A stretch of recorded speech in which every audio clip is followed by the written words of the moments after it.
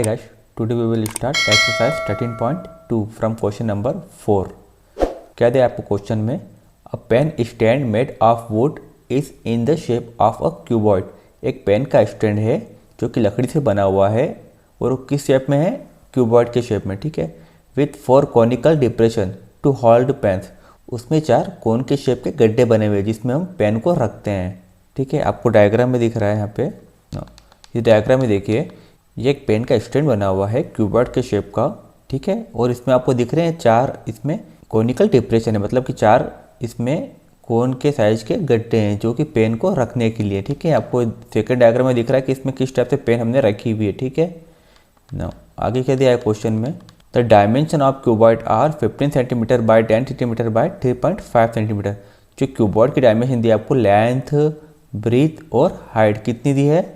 15 centimetre length हो गई, 10 centimetre इसकी ब्रेथ हो गई और 3.5 सेंटीमीटर इसकी हाइट हो गई.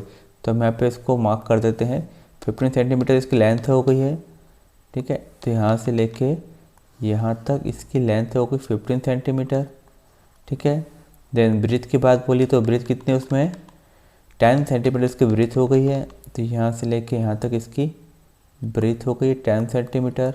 देन हाइट देख लेते हैं कितनी थी, 0.5 सेंटीमीटर. ठीक है. तो जो हाइट है वो होगी 0.5 सेंटीमीटर. ठीक है. नाउ आगे क्या दिया है क्वेश्चन में उन्होंने? The radius of each of depression is 0.5. अब बात की डिप्रेशन की जो कि कोन के टाइप के हैं.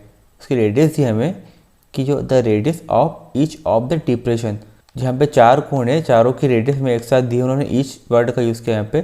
चारों की रेडियस हमें एक साथ दी है. क्या दी है? 0.5 सेंटीमीटर. ठीक है. तो ये जो रेडियस हो जाएगी इसकी यहाँ से लेके यहाँ तक, ये कितनी दी है? 0.5 सेंटीमीटर. ठीक है. मतलब मैंने इस कोण को यहाँ एक को बाहर कर लिया है. ठीक है. ताकि डायग्राम को बड़ा कर सके. आपको यहाँ से लेके यहाँ तक रेडियस दी है इसकी 0.5. देन उसके बाद आपको दिया हुआ है and the depth is 1.4 centimetre. जो इसकी गहराई है, यहाँ से गहराई वो है 1.4. तो ये हो गई 1.4 सेंटीमीटर. इसमें हम इसे डेप्थ भी बोल सकते हैं. और यहाँ पर अगर डायग्राम को अलग से देखें तो ये हमारे कोण की हाइट भी हो जाएगी 0.4 सेंटीमीटर. ठीक है ना. तो डेप्थ को हम यहाँ पे हाइट बोलेंगे कोण की. तो find the volume of the would in the entire stand. तो हमें ये फाइंड करना है कि इस लकड़ी के स्टैंड को बनाने में कितना वुड लगा है. ठीक है. उसका वॉल्यूम हमें यहाँ पे फाइंड करना है. ठीक है. तो इसका वॉल्यूम फाइंड करने के लिए तो बहुत सिंपल है. हम क्या करेंगे, सबसे पहले क्यूबॉइड का वॉल्यूम फाइंड कर लेंगे और उसमें से ये 4 कोण के वॉल्यूम को माइनस कर देंगे. तो हमें पता लग जाएगा कि इसमें कितनी वुड का यूज़ हुआ है. ठीक है. तो हमें इसका टोटल वॉल्यूम मिल जाएगा. तो हमें यहाँ पे क्यूबॉइड का वॉल्यूम फाइंड करना पड़ेगा. माइनस हम क्या करेंगे कि एक कोण का वॉल्यूम फाइंड करेंगे, उसमें 4 का मल्टीप्लाई कर देंगे तो वो 4 कोण के वॉल्यूम के इक्वल होगा. देन इस क्यूबॉइड के वॉल्यूम में से हम ये 4 कोण के वॉल्यूम को माइनस कर देंगे तो हमें इसका इस स्टैंड का इंटायर वॉल्यूम फाइंड हो जाएगा. ठीक है ना. तो स्टार्ट करते हैं हम इस क्वेश्चन को. जो दिया है उसको लिखते हैं सबसे पहले ना. तो हमें सबसे पहले क्वेश्चन में डायमेंशन दी थी इसकी कि लेंथ 15 सेंटीमीटर है, ब्रेथ 10 सेंटीमीटर और हाइट 0.5 सेंटीमीटर है क्यूबॉइड में ना. तो हम लिख लेते हैं given that dimension of cuboid. क्या दी थी आपको? लेंथ, ब्रेथ और हाइट. लेंथ कितनी दी है? लेंथ है 15 सेंटीमीटर, 10 सेंटीमीटर और 0.5 सेंटीमीटर. तो 15 सेंटीमीटर, 10 सेंटीमीटर और 0.5 सेंटीमीटर. नाउ तो इससे हमें तो क्यूबॉइड का वॉल्यूम तो फाइंड हो जाएगा. ठीक है. Length into breadth into height होता है फार्मूला. देन अब हमें फाइंड करना पड़ेगा कोण का वॉल्यूम. तो कोण के वॉल्यूम का फार्मूला, उसमें कोण की हाइट और रेडियस ही लगती है ना. तो हमें वो भी दे रखी है यहाँ पे अलग से ही. ठीक है. स्लैंट हाइट की ज़रूरत हमें पड़ती नहीं है. वो जो स्लैंट हाइट होती है उसकी ज़रूरत हमें इसका एरिया निकालने में पड़ती है. और अभी हम वॉल्यूम फाइंड कर रहे हैं ना. तो ये तो हमने क्यूबॉइड के बारे में लिख दिया. आप लिख लेते हैं इस कोनिकल डिप्रेशन के बारे में, मतलब इस कोण के बारे में लिख लेते हैं. तो हमें इसकी रेडियस और डेप्थ दी है. ठीक है. तो radius of each conical depression ये बोला हुआ है.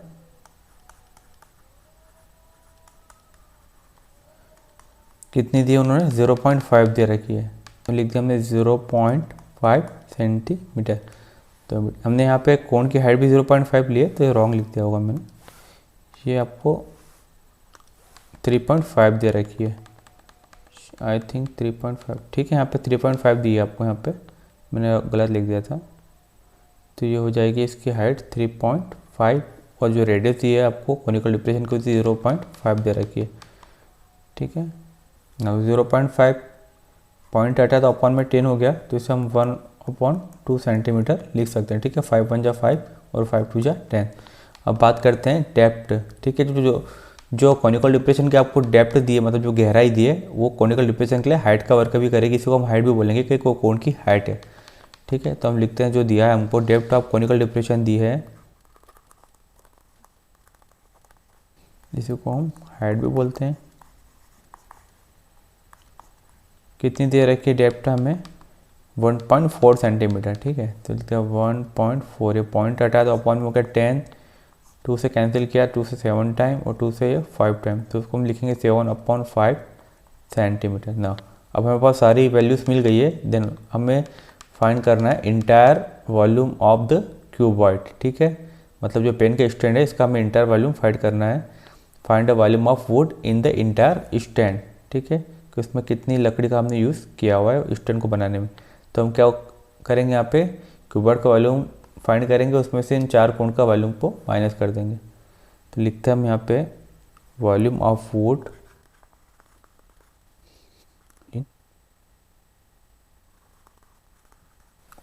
वुड इन इंटायर स्टैंड, ठीक है। किसके इक्वल होगा ये? वॉल्यूम ऑफ क्यूबॉइड के वॉल्यूम ऑफ क्यूबॉइड, इसमें से माइनस कर देंगे 4 जो आपको कॉनिकल डिप्रेशन दिए वो माइनस कर देंगे, ठीक है। तो हम लिखते हैं यहाँ पे 4 इंटू एक के वॉल्यूम को फार्मूला लगाएंगे, उसमें 4 का मल्टीप्लाई कर देंगे, ठीक है। तो 4 into volume of conical depression, formula लिखते हैं यहाँ पे। वॉल्यूम ऑफ क्यूबॉइड का फार्मूला होता है length into breadth into height. वो भी कैसे बना कि जो क्यूब होता है इस टाइप से, ठीक है। तो हम बोलते हैं लेंथ ब्रीथ और हाइट, तो बेस एरिया इंटू हाइट। तो बेस में आपको पता है लेंथ और ब्रीथ होती है और उसमें हाइट का मल्टीप्लाई करते हैं, तो length into breadth into height, ठीक है। ये हो गया इसका वॉल्यूम। देन सेकेंड हम देखते हैं वॉल्यूम ऑफ कोनिकल डिप्रेशन, मतलब कोण का वॉल्यूम। तो कोण का वॉल्यूम क्या होता है? कोण का जो वॉल्यूम होता है वो सिलेंडर से 3 गुना छोटा होता है, ठीक है। तो अगर हम सिलेंडर का वॉल्यूम फाइंड कर लें तो हमें कोण का वॉल्यूम मिल जाता है। तो जो सिलेंडर का वॉल्यूम होता है उसमें भी यही होता है, बेस एरिया इंटू हाइट। तो यहाँ बेस में क्या है? सर्कल, तो हम सर्कल का लिखते हैं 5r²। एरिया होता है सर्कल का इंटू हाइट ना। ये जो वॉल्यूम का फार्मूला हो गया, ये हो गया सिलेंडर का, इससे 3 गुना छोटा होता है कोण का। तो यहाँ लिख दिया अपन 1/3, ठीक है। तो ये हो गया length into breadth to height -4 into 1/3 πr² H. Now value put करते हैं। लेंथ ब्रीथ और हाइट हमें दे रखी है 15, 10 और 3.5, ठीक है।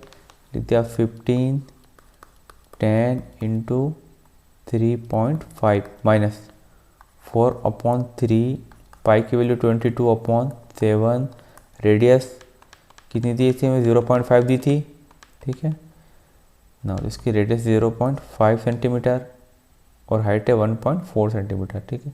तो रेडियस लिखते हैं 0.5 को हम लिख सकते हैं 1/2 इंटू 1/2। देन हाइट है हाइट हमें दी थी 1.4, तो हमने लिखा था 7/5, तो हो गया 7/5 ना।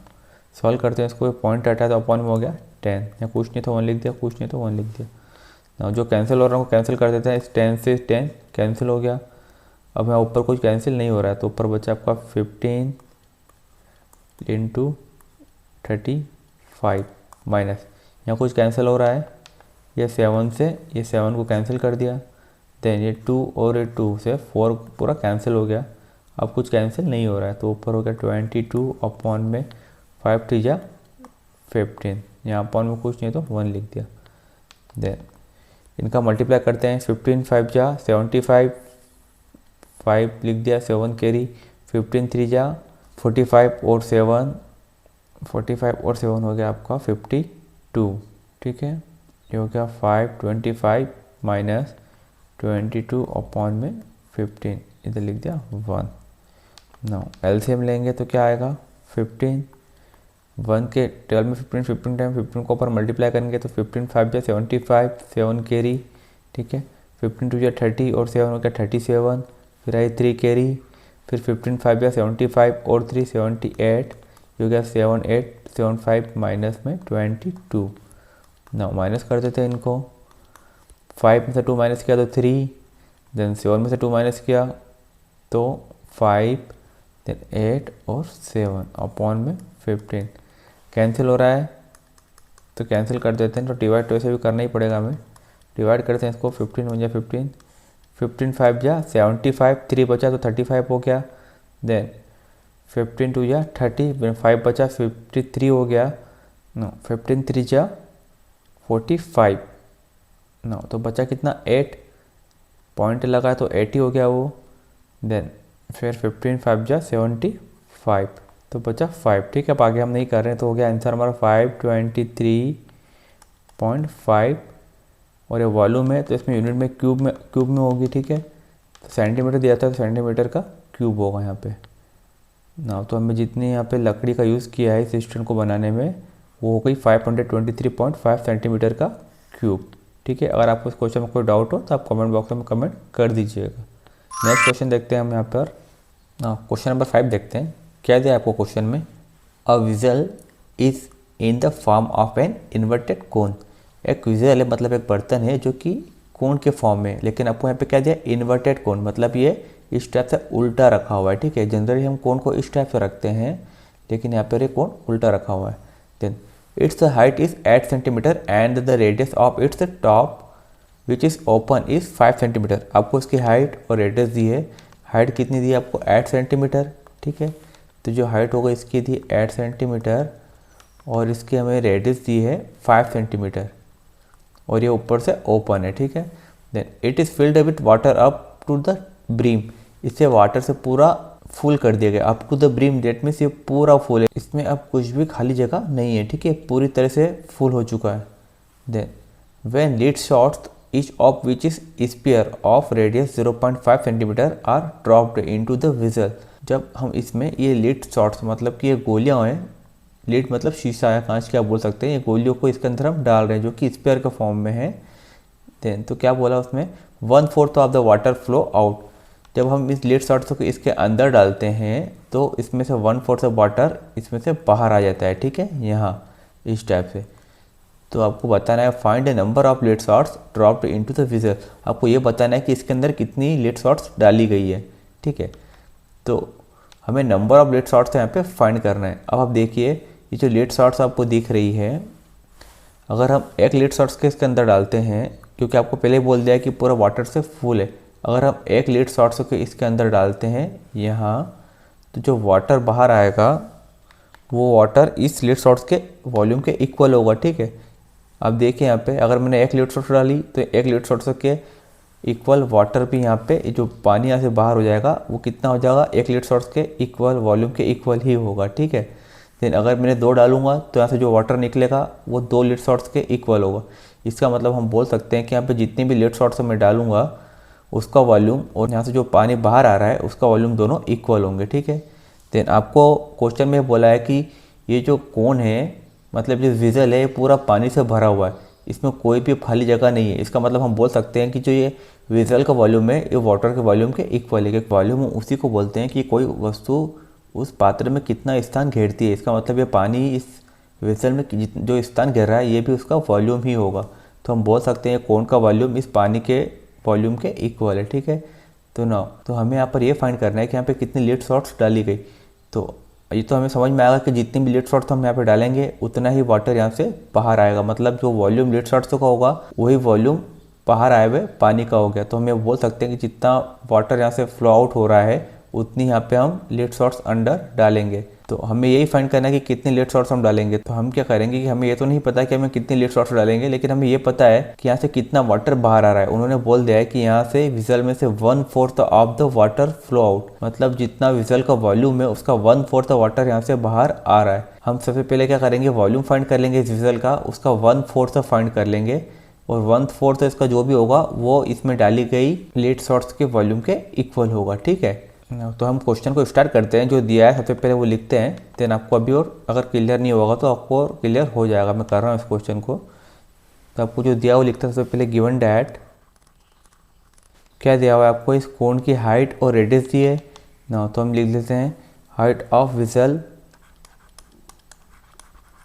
हाइट ऑफ विजल कितनी दी है, 8 सेंटीमीटर। ठीक है, हमको इसकी रेडियस भी दे रखी है, radius of vessel, radius of vessel are कितनी दी है हमें, 5 सेंटीमीटर ना।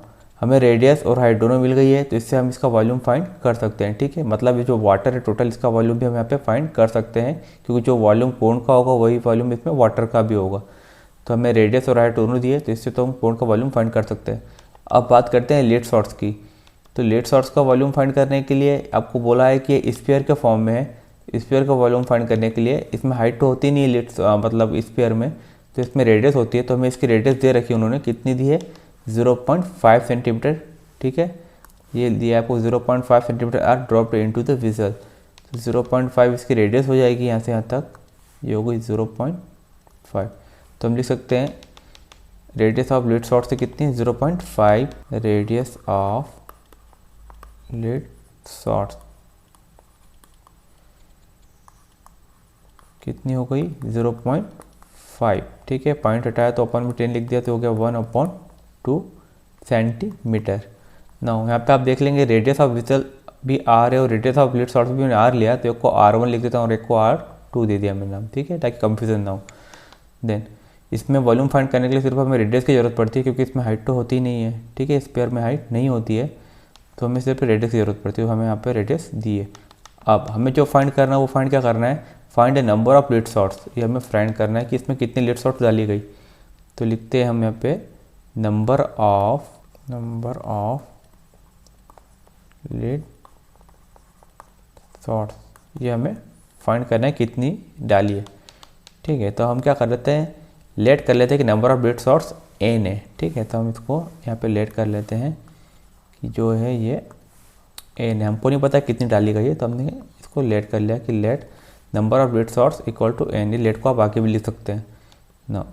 अब हमें ये पता है कि यहाँ से वाटर कितना बाहर आया, क्योंकि क्वेश्चन में हमको ये दिया है कि 1/4 of the water flow out, जो विजल है उसका 1/4 वाटर यहाँ से बाहर आ गया है।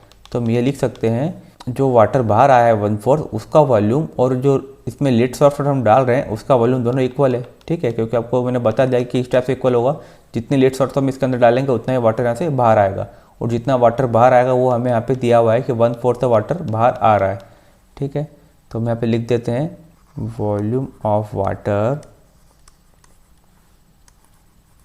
Flow out. ठीक है, जितना वाटर भी यहाँ से बाहर आ रहा है वो वाटर किसके इक्वल होगा, नंबर ऑफ लेट शॉर्ट्स के वॉल्यूम के। ठीक है, तो नंबर ऑफ लेट शॉर्ट्स मुझे नहीं पता है कि नंबर ऑफ लेट शॉर्ट्स कितनी है, तो मैं लिखता हूँ नंबर ऑफ लेट शॉर्ट्स, ये तो मुझे नहीं पता, लेकिन जितना वाटर भी बाहर आ रहा है उसका volume number of lead shorts के वॉल्यूम के इक्वल होगा। इनटू हम बोल सकते हैं कि लेट शॉर्ट्स का वॉल्यूम, तो लेट शॉर्ट्स का वॉल्यूम में हम फाइंड कर सकते हैं, क्योंकि हमारे पास यहाँ लेट शॉर्ट्स दे रहे कि उसकी रेडियस हमें पता है, नंबर ऑफ लेट शॉर्ट्स हमें नहीं पता, लेकिन 1 लेट शॉर्ट्स का वॉल्यूम हम यहाँ फाइंड कर सकते हैं। तो हम लिख सकते हैं वॉल्यूम ऑफ 1 लेट शॉर्ट्स। ठीक है, वॉल्यूम ऑफ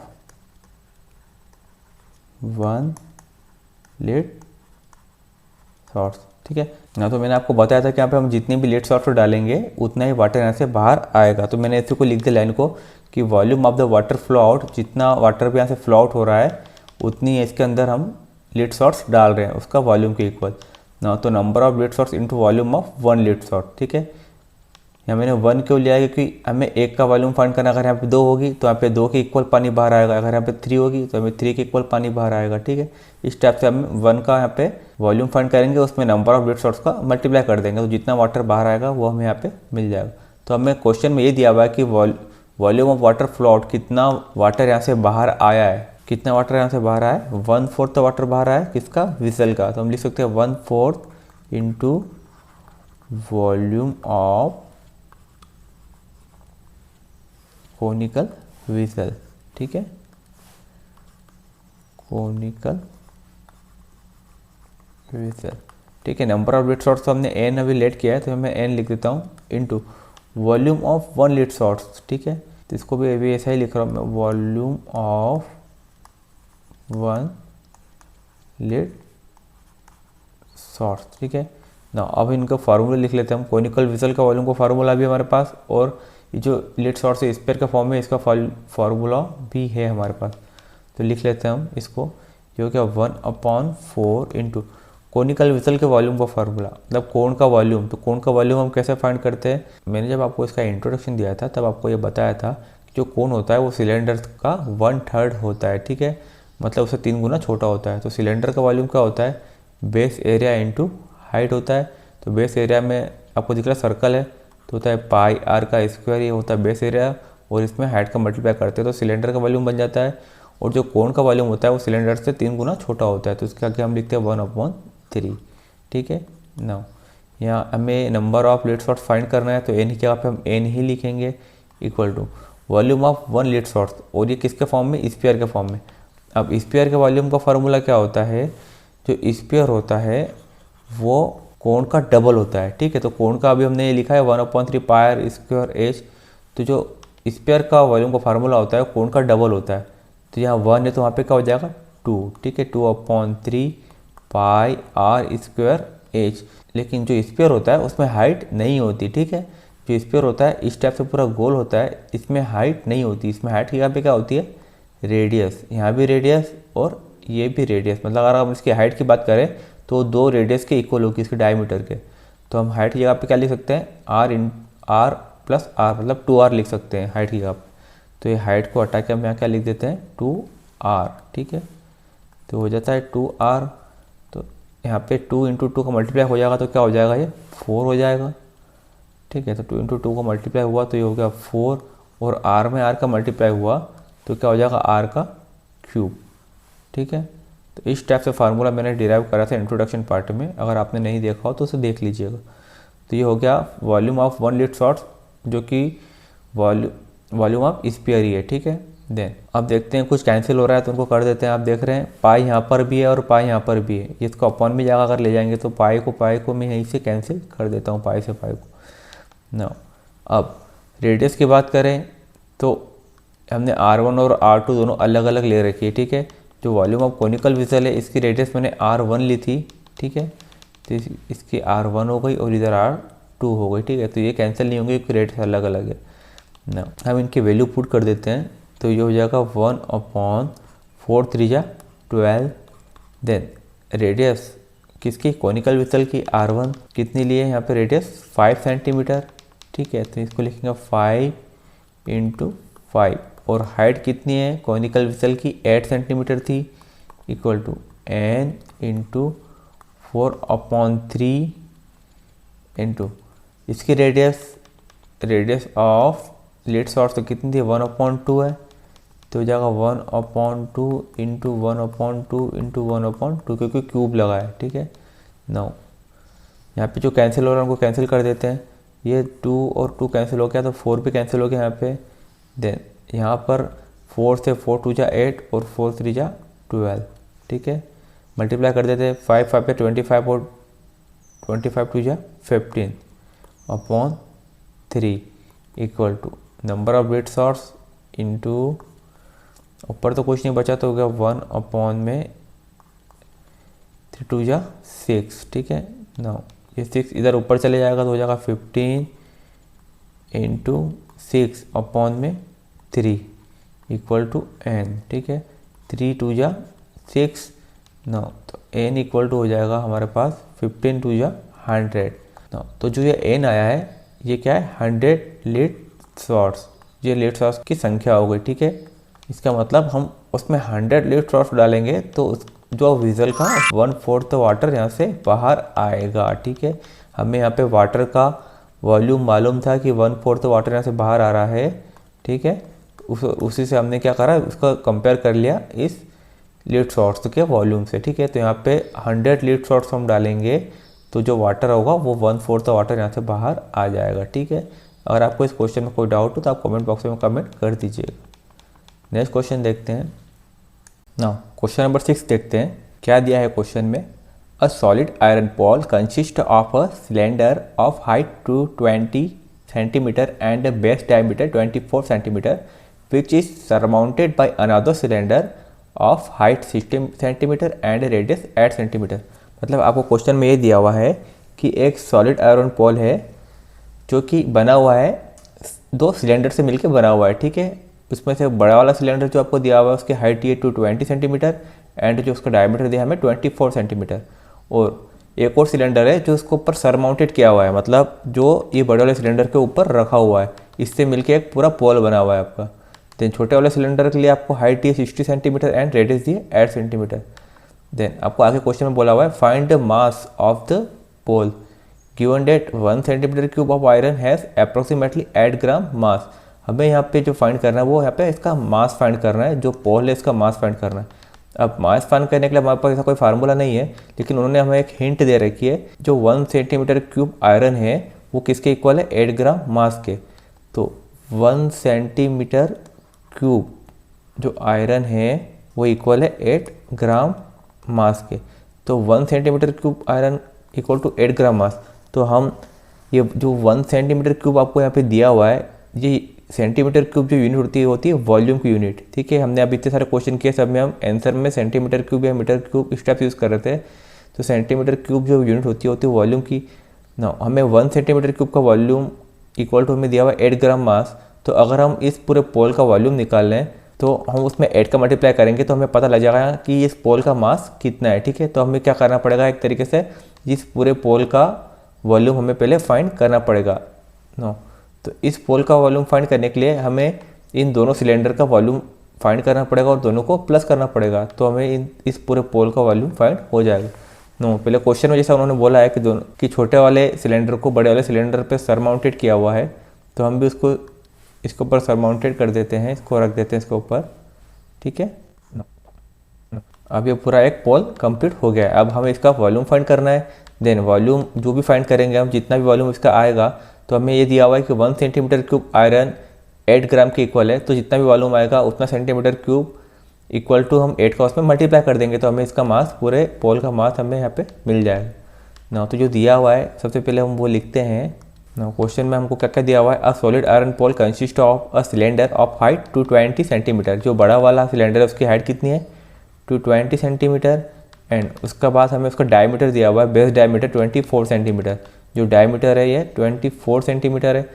देन डायमीटर का हाफ हम करेंगे, उसकी रेडियस हमें मिल जाएगी, वो कितनी होगी 12 सेंटीमीटर, ठीक है। देन अब बात करते हैं छोटे वाले सिलेंडर की। तो इसमें हमें हाइट दी इसकी 60 सेंटीमीटर, ठीक है, एंड रेडियस हमें इस बार डायमीटर नहीं दिया, इसका डायरेक्ट रेडियस दिया हमें 8 सेंटीमीटर ना। तो हमें सिलेंडर का वॉल्यूम फाइंड करने के लिए रेडियस और हाइट की ज़रूरत ही पड़ती है, जो दोनों हमें यहाँ पे दे रखी है ना। तो हम लिखते हैं गिवन डैट, सबसे पहले बड़े वाले के लिए लिख लेते हैं क्या दिया हुआ है हमें, डायमीटर और हाइट दोनों दे रखी है। तो पहले हम लिखते हैं हाइट ऑफ बिग सिलेंडर भी लिख सकते हैं आप और लार्जर सिलेंडर भी लिख सकते हैं, ठीक है। मैं लार्जर यूज़ कर रहा हूँ, हाइट ऑफ लार्जर सिलेंडर, ठीक है। अब आपको पता है 2 सिलेंडर है तो हमें H1 और H2 दो लेना पड़ेगा, ठीक है। तो मैं H1 ले लेता हूँ इक्वल टू 220 सेंटीमीटर। देन इसकी रेडियस निकाल देंगे हम, हमको डायमीटर दिया हुआ है, डायमीटर ऑफ लार्जर सिलेंडर कितना दिया हुआ है 24 सेंटीमीटर। तो इससे हम इसकी रेडियस फाइंड कर लेंगे, रेडियस ऑफ लार्जर सिलेंडर कितनी हो जाएगी 24/2 मतलब 12 सेंटीमीटर ना। अब बात करते हैं स्मॉल वाले की, ठीक है। तो स्मॉल वाले में भी हमें हाइट और रेडियस डायरेक्ट दे रखी है, तो लिखते हैं हम height of smaller cylinder H2 ले लेते हैं, इसको हम कितनी दिए 60 सेंटीमीटर, तो जाएगी 60 सेंटीमीटर। देन रेडियस देख लेते हैं इसकी, radius of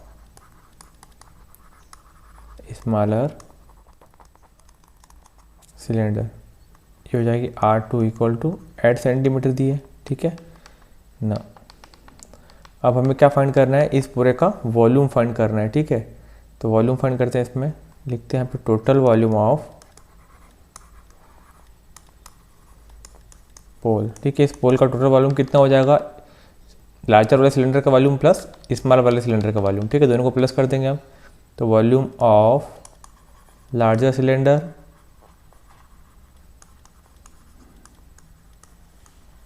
plus volume of smaller cylinder.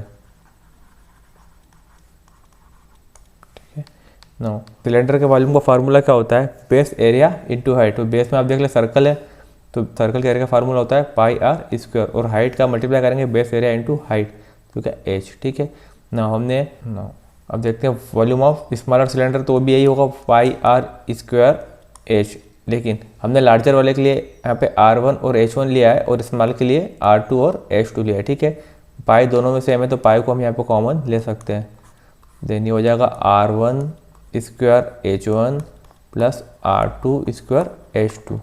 ना वैल्यू पुट करते हैं, तो इसमें क्वेश्चन में बोला हुआ है कि पाई की जगह पे हमें इस बार 3.14 ही पुट करना है। ठीक है, लास्ट टाइम दिया यूज़ पाई इक्वल टू 3.14, तो हम इसको 3.14 यहाँ पे पुट करते हैं, हो जाएगा 3.14। देन लार्जर वाले के लिए रेडियस क्या थी, 24 डायमीटर दिख रहा है, तो रेडियस कितनी हो जाएगी 12, क्योंकि 12 का स्क्वायर इंटू इसकी हाइट दी थी 220 सेंटीमीटर, प्लस यहाँ पे रेडियस देखते स्मॉल वाले के लिए हमें 8 दी थी, तो 8 का स्क्वायर हो गया, इंटू इसके लिए हमें हाइट दी थी 60 सेंटीमीटर। ठीक है, आप डायग्राम एक बार दे सकते हैं। ठीक है, 60 और 8 दे रखी है। ठीक है, तो ये हो गया हमारे 60 और 8 हमने दोनों लिख लिया है। देन यहाँ पे पॉइंट हटाएंगे, तो अपॉन में क्या हो जाएगा 100, तो हो जाएगा 314 अपॉन में 100। देन 12 का स्क्वायर 12 इंटू 12 144 होता है, इंटू यहाँ हो गया 220 प्लस 8 का स्क्वायर 64 इंटू 60। ना मल्टीप्लाई करेंगे हम इसमें, ये हो जाएगा 314 अपॉन में 100। देन यहाँ मल्टीप्लाई कर देते हैं 144 इंटू 22, क्या आया 3168, 316 और 8। देन एक जीरो था, तो जीरो लिख दिया, प्लस इसका मल्टीप्लाई करते हैं हम, तो जीरो को जीरो 6 4 जा 24 टू कैरी 6 6 या 36 और 38 हो गया ये। ठीक है, तो हो गया 38409। इन दोनों को प्लस कर देंगे, ये हो गया 314 अपॉन में 100 इंटू इन दोनों को प्लस कर देते हैं, जीरो को जीरो 8 और 4 12 का 2 1 कैरी, देन 8 और 6 14 और एक हो गया 15, देन 1 कैरी 3 और एक 4 और एक हो गया 5। ठीक है, और ये हो गया 3 ना, तो हमें मिला 35520। एक जीरो से एक जीरो कैंसिल हो गया। अब इन दोनों का मल्टीप्लाई कर देते हैं, देन पॉइंट लगा देंगे हम, तो हो जाएगा 3552 इंटू में 314। ठीक है, इनका मल्टीप्लाई कर देते हैं हम,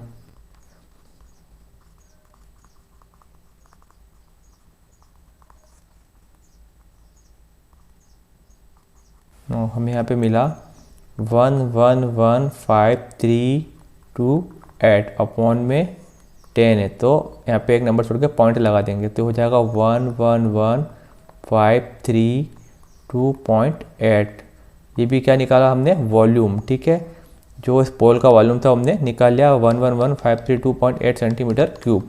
अब हमें निकालना था इस पोल का मास। ठीक है, तो हमने मास का तो कोई फार्मूला नहीं पता, लेकिन जो हिंट दी उसका यूज़ करते हैं। हमें क्या दिया है 1 सेंटीमीटर क्यूब इक्वल टू कितना है 8 ग्राम मास, तो हम इसका यूज़ करते हैं 1 सेंटीमीटर क्यूब, जो हमें दिया है 1 centimetre cube iron equal to कितना है 8 ग्राम मास, ये दिया हुआ है ना। तो अभी हमने जो आयरन यहाँ पे फाइंड किया है कितना है 1115328 सेंटीमीटर का क्यूब। ठीक है, तो हम इसके लिए मास निकालेंगे, 1 की जगह पे इसको पुट करते हैं 1115328 सेंटीमीटर क्यूब आयरन किसके इक्वल हो जाएगा, इसमें 8 का मल्टीप्लाई हो जाएगा 8 इंटू इसको पूरे में मल्टीप्लाई हो जाएगा 1115328। ठीक है, तो मल्टीप्लाई कर देते हैं इसमें 8 का, 8 8 जा 64, 6 कैरी 8 2 जा 16 और 6